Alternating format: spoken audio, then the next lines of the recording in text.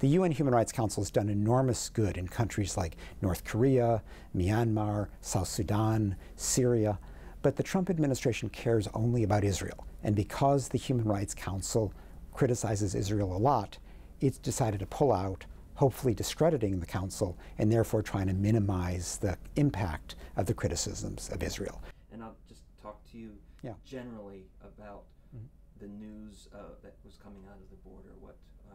When you first... There's more to the world than just Israel. And Israel does violate human rights. It's very appropriately criticized for doing so. And to say that all that matters to the United States is trying to soften those criticisms of Israel rather than protecting the rights of billions of other people around the world is just a very unfortunate, one-dimensional human rights policy. These children are indeed traumatized.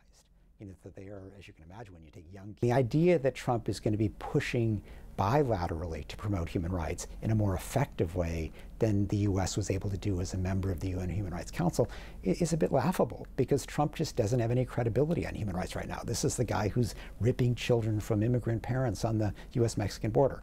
So, you know, at this point, I don't think it's going to have much impact on the UN Human Rights Council. It more speaks poorly for the U.S. government's abandonment of human rights across the board.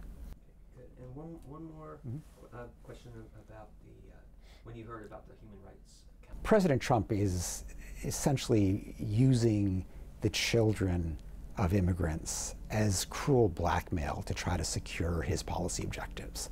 You know, on the one hand, he's trying to deter people from crossing the border by you know, essentially giving them this choice. You can imagine yourself a Central American parent. You know, do you stay in Central America while the gangs are shooting at your children, or do you go to the U.S. border to try to get safety but risk Trump taking your child away from you? So that's an utterly cruel policy of deterrence. And we've been actually interviewing, you know, the parents and the kids and looking at the facilities to see. It also seems that Trump is trying to use this as a bargaining chip to say, okay, Congress, if you want to stop this cruelty at the border, give me my wall.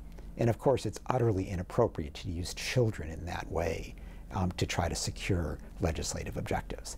These children are indeed traumatized. You know, that they are, as you can imagine, when you take young... The United States is a rich country, a vast country, a huge population. There's a drip of, you know, relatively handful of people crossing the border, and Trump creates a crisis. This is a manufactured political crisis. This is not reality.